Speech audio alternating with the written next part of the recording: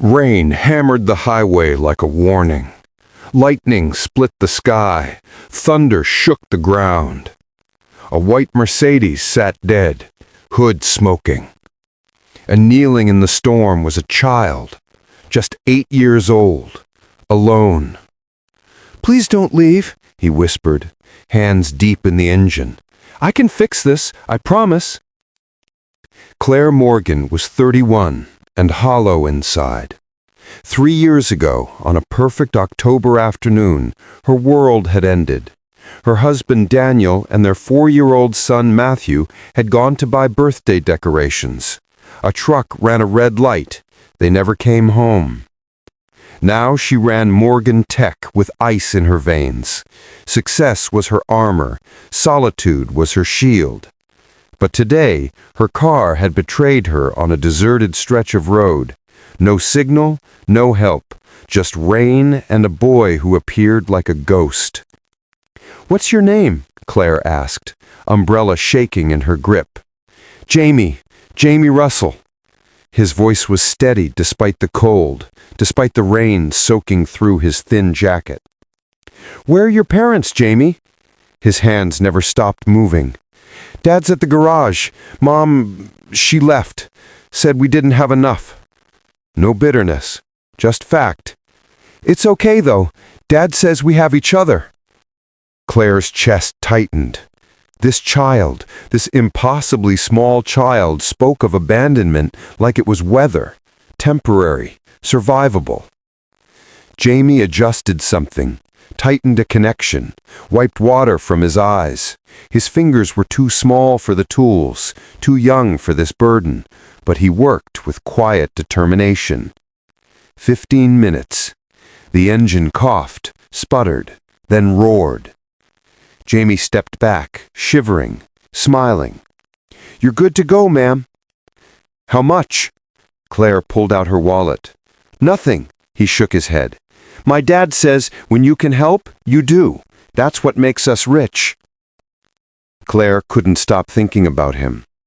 That night, she tracked down Russell's automotive, a cramped garage in the struggling part of town, paint peeling, sign faded. But inside, magic happened. Marcus Russell was 36, broad-shouldered with kind eyes and grease under his fingernails. When Claire explained why she'd come, his expression shifted through surprise, pride, and something that looked like pain. "Jamie's always been like that," Marcus said quietly. "After his mother left 2 years ago, he decided kindness was the one thing we could always afford." "Tell me about her," Claire said gently. Marcus exhaled slowly. "Sarah couldn't handle the struggle. I tried to build this business, but money was always tight. One morning she packed a bag and left a note. Said she loved Jamie, but couldn't watch us sink anymore." He paused. "Jamie found the note, read it himself. Never cried, just asked me if we were going to be okay." Claire's vision blurred. "What did you tell him?" "That we'd always be okay as long as we had each other."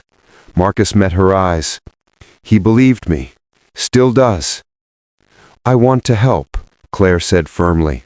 "Jamie deserves opportunities, education, resources." Marcus stiffened.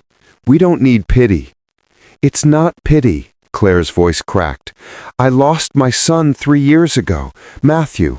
He was 4. My husband too. Car accident. The words came like broken glass. I forgot how to live after that. But your son, Jamie, reminded me that goodness still exists. Let me honor that, please." The partnership began small. Claire funded Jamie's education at Riverside Academy. But what started as charity became something deeper, a lifeline for all of them. Claire visited every week. At first, she told herself it was to check on her investment, but soon she was attending parent-teacher conferences with Marcus, celebrating Jamie's victories, catching him when he fell. And Jamie? He flourished like a plant finally given sunlight. In 3rd grade, he won the school science fair. His project? A water filtration system built from recycled car parts. So kids in poor countries can have clean water, he explained to the judges. First place, standing ovation. Fourth grade brought the regional math competition. Jamie placed second in the state. Marcus cried in the audience. Claire held his hand. By fifth grade, Jamie was tutoring other students after school, free of charge. Everybody deserves help, he told Claire when she asked why, just like you helped me. But his greatest achievement came at 10 years old. Jamie started a program called Fix It Forward. Every Saturday, he and Marcus repaired cars for single parents, elderly neighbors, anyone struggling. No charge, just kindness. Local news covered it, then national media. A boy who'd been abandoned by his mother, now refusing to abandon anyone else. Claire watched from the sidelines, her frozen heart finally melting. She began volunteering too, using Morgan-Tech resources to provide tools, parts, training. What started with one boy in the rain became a movement.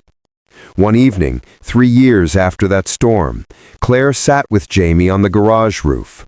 Stars punctured the darkness. The city hummed below. "Miss Claire?" Jamie asked quietly. He was 11 now, taller, but still gentle. "Do you still miss them, your family?" "Every day," she admitted. "But you taught me something, Jamie. Pain doesn't have to make you small. It can make you bigger, kinder." "Is that why you helped us?" "No," she turned to him. "I helped you because you saved me first. That day in the rain, you reminded me that the world still has light in it." Jamie smiled. "Dad says you're part of our family now, not because of money or anything, just because." "Just because?" "Because you showed up, and you stayed." He shrugged like it was simple. "That's what family does." 5 years after that rainy day, Claire stood in Russell Community Center, a garage transformed into something more. Free auto repair, job training, tutoring programs, all built on one principle: kindness multiplies. Jamie, now 13, had just won a full scholarship to Preston Academy, one of the nation's top schools, but he'd asked to defer a year. "I want to stay and help Dad expand the program," he'd said. "College can wait, people can't." Marcus stood beside Claire, watching Jamie teach a group of kids how to change oil. Patient, kind, exactly like his father. "He's going to change the world," Claire whispered. "He already has," he replied. "Look around." The garage was full, families laughing, cars humming, hope multiplying. Claire thought of Matthew, of Daniel, of the life she'd lost. The pain would never fully disappear, but standing here, watching this beautiful chaos of community, she understood something profound. Love doesn't end. It transforms, changes shape, finds new vessels. That night, as they closed up, Claire found Jamie sitting alone. "You okay, Miss Claire?" She pulled him into a hug. "I'm more than okay, sweetheart. I'm grateful." "For what?"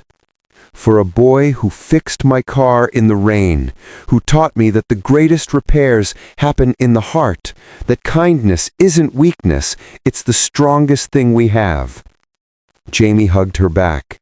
"You taught me something too, that showing up for people, even when it's hard, even when you're broken, that's what heroes do." 10 years later, Jamie Russell would graduate from MIT, would create affordable automotive solutions for underserved communities, would give the commencement speech about an 8-year-old boy who learned that helping others was the truest form of wealth. But that night, he was just a kid who fixed a car, and Claire was just a woman who'd found her way back to life. The rain began to fall, gentle, cleansing, beautiful, and Claire smiled because she finally understood. We don't heal by forgetting our pain. We heal by transforming it into purpose, by letting broken moments become bridges to others. Kindness isn't a single act. It's a decision we make every day. To show up, to help, to stay.